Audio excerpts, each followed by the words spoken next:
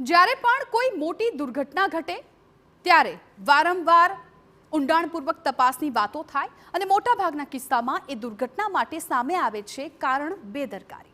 શહેરોમાં સૌથી પ્રાણ પ્રશ્ન હોય છે આવશ્યક સેવાઓ. એમાંય આગની ઘટના બને ત્યારે તો ફાયર વિભાગ વિના ઉદ્ધાર જ નહીં. પરંતુ સવાલ એ છે કે આપણા રાજ્યમાં ફાયર વિભાગ ગમે તેવી પરિસ્થિતિને પહોંચી વળવા સક્ષમ છે ખરું? દુર્ઘટના ઘટ્યા બાદની કવાયત તો ચાલે જ છે, પણ ઘણીવાર ફાયર સેફટીમાં બેદરકારી, ફાયરના કર્મચારીઓનો અભાવ નિર્દોષના જીવને બચાવી નથી શકતા.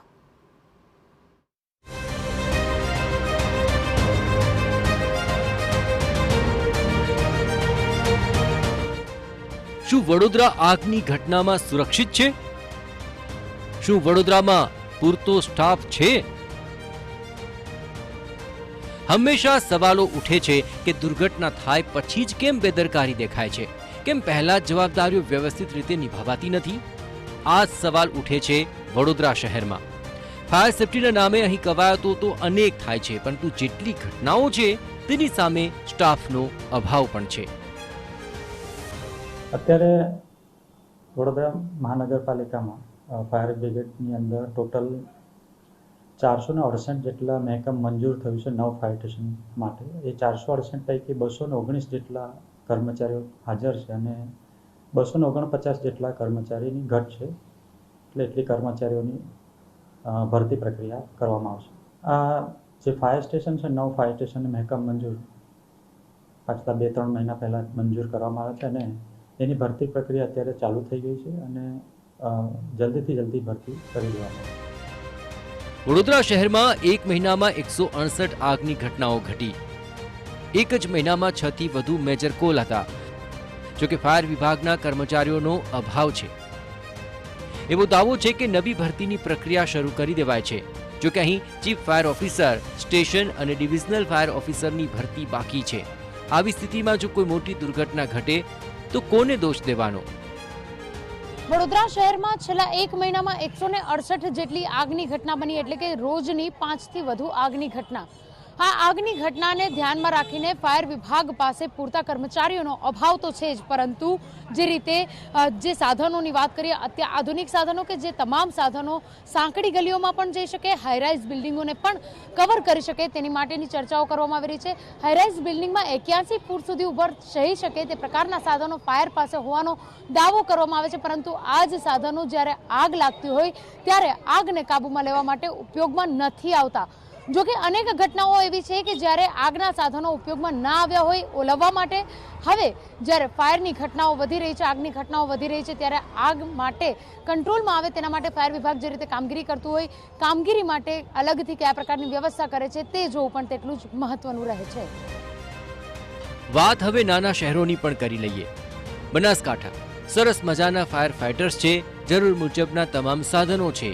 મોટા શહેરોમાં હોય તેવી સુવિધા પણ મોટા ભાગે તો છે જ, પરંતુ ખોટ છે આ સાધનો ચલાવી શકે તેવા માણસોની. બનાસકાંઠાના શહેરોમાં ફાયર વિભાગમાં સ્ટાફની અછત તે સૌથી મોટો સવાલ છે. આગ લાગે એટલે કૂવો ખોદવા જેવી સ્થિતિ છે બનાસકાંઠાની નગરપાલિકાઓની. ડીસા, ધાનેરા, બાબર અને થરા નગરપાલિકા, એમાં ફાયર ફાઇટરોની એ પરિસ્થિતિ છે કે અહીંયા ફાયર ફાઇટરો તો છે, પરંતુ તેમને નિભાવવાવાળું કોઈ નથી, એટલે કે તેમનું મહેકમ નથી. થરાની વાત કરીએ તો થરામાં ફાયર ફાઇટર છે, પરંતુ સ્ટાફ જ નથી. ત્યાં જે ડ્રાઈવર હોય અથવા તો જે રોજમદાર હોય તેઓ જ આ કામ સંભાળે છે. એવી ને એવી સ્થિતિ છે બાબર અને ધાનેરા નગરપાલિકાની. અહીંયા આ બંને નગરપાલિકાઓમાં સ્ટાફનું, ડ્રાઈવરનું, ફાયરમેનનું કોઈ મહેકમ નથી અને જેને કારણે દીવા તળે અંધારું જેવી સ્થિતિ છે. મહત્ત્વની વાત છે ડીસા નગરપાલિકાની. તો અહીંયા 3 ફાયર ફાઇટરો છે, પરંતુ એક જ કાયમી ફાયરમેન છે. જો કે ડીસા એ ઔદ્યોગિક વિસ્તાર છે, જીઆઈડીસી વિસ્તાર છે, વેપારી મથક છે. અવારનવાર આગની ઘટનાઓ બને છે, પરંતુ અહીંયા સ્ટાફ ન હોવાને કારણે અહીંયાથી કોઈ શ્રમિકો અથવા તો રોજમદારોને લઈ જવા પડે છે અને જેને કારણે અનેક મુશ્કેલીઓ ઊભી થાય છે. ડીસા, ભાભર, થરા અને ધાનેરા નગરપાલિકામાં ફાયર વિભાગ રામ ભરોસે જ છે. અહીં આંગળીના વેઢે ગણી શકાય તેટલા જ કર્મચારીઓ છે. અને મોટા ભાગે તો રોજમદારો અને શ્રમિકોના જ ભરોસે આગની ઘટના વખતે કામગીરી થાય છે. થરામાં તો એક જ ફાયર ફાઇટર છે. હવે મોટી દુર્ઘટનામાં કેટલું કામ કરી શકશે તે પણ સવાલ છે. ફાયર ફાઇટરની અંદર એકમાત્ર મિની ફાયર છે અને જે રોજમદાર કર્મચારીઓ દ્વારા હાલ પૂરતી કામગીરી કરવામાં આવે છે અને અમારે ફાયર ઓફિસર તરીકે થરાદમાં ફાયર ઓફિસર તરીકે ત્યાં ચાર્જ છે એ જ લાગે અત્યારે.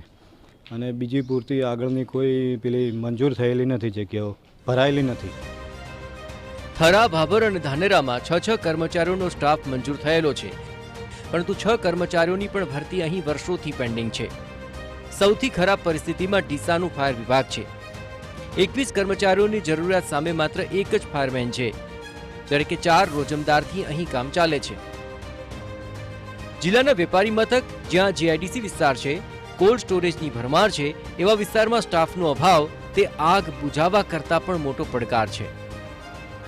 અમારે અહીંયા ઇન્ડસ્ટ્રીઝ એરિયા, કોલ્ડ સ્ટોરેજનો એરિયા એ ખૂબ જ પ્રમાણમાં છે, કારણ કે કોલ્ડ સ્ટોરેજ ડીસાની અંદર અને બનાસકાંઠા ડિસ્ટ્રિક્ટમાં ખૂબ જ વધારે છે. જેવી જ રીતે આપણે જીઆઈડીસી પણ ડીસાની અંદર ખૂબ વિશાળ પ્રમાણમાં છે. હવે નાની મોટી ફેક્ટરીઓ પણ છે, એમાં આગના બનાવ ખૂબ જ પ્રમાણમાં વધારે બને છે. એટલે અમારા ડીસા સ્ટાફમાં, ફાયર સ્ટાફ ખૂબ જ ઓછા પ્રમાણમાં છે. 6 જણ મસ્ટર ઉપર છે અને 1 કાયમી કર્મચારી છે. અને અમારે કોઈ પણ કામગીરી કરવી હોય ત્યારે અમને ખૂબ જ મુશ્કેલી અનુભવીએ છીએ. અહીંયા આગળ અમારે 6 રોજમદાર અને 1 કાયમી કર્મચારી છે. ડીસા આટલું મોટું વિકસિત છે એટલે ફાયર ફાઇટરો તો ફાળવેલા છે, પણ અમારી પાસે કાયમી કર્મચારી કોઈ છે નહીં અહીંયા. તો એની જગ્યાએ જો સરકાર છે ને જો કાયમી ભરતી કરે તો અમારો રોજમદારનો બી સમાવેશ થઈ જાય અને આપણે ઝડપી પ્રતિક્રિયા આપી શકીએ ફાયર ફાઇટરમાં. શહેરો બદલાય છે, પરંતુ સમસ્યા જે ઉડીને સામે આવે છે તે છે કર્મચારીઓની ભરતીમાં સતત લાપરવાહી. જો કર્મચારીઓ જ પૂરતા નહીં હોય તો મોટી દુર્ઘટનામાં આગને કાબૂમાં લેશે કોણ? એસીમાં બેસી કાગળ પર વાતો કરનારા અધિકારીઓ? જે પ્રકારે રાજકોટની ગેમિંગ ઝોનની ઘટના બની અને તે બાદ સરકાર એક્શનમાં આવી, ત્યારે જે પ્રકારે અહીંયા એક્શનમાં આવી અને નિર્ણયો લેવાના હતા એ હજુ પૂરતા પ્રમાણમાં લીધા નથી અને જેને કારણે નગરપાલિકાઓમાં ફાયરની સ્થિતિ કથળી છે. એટલે કે જે પ્રકારે અહીંયા સેવા મળવી જોઈએ એ સેવા મળતી નથી અને જેને લઈને અત્યારે પાલનપુર, ડીસા, ધાનેરા, ભાભર આ જે નગરપાલિકાઓ છે તેમની સ્થિતિ આગ લાગે ત્યારે કૂવો ખોદવા જેવી છે. અતુલ ત્રિવેદી, TV9, બનાસકાંઠા. સમાચાર મોરબીથી જુગાર રમતા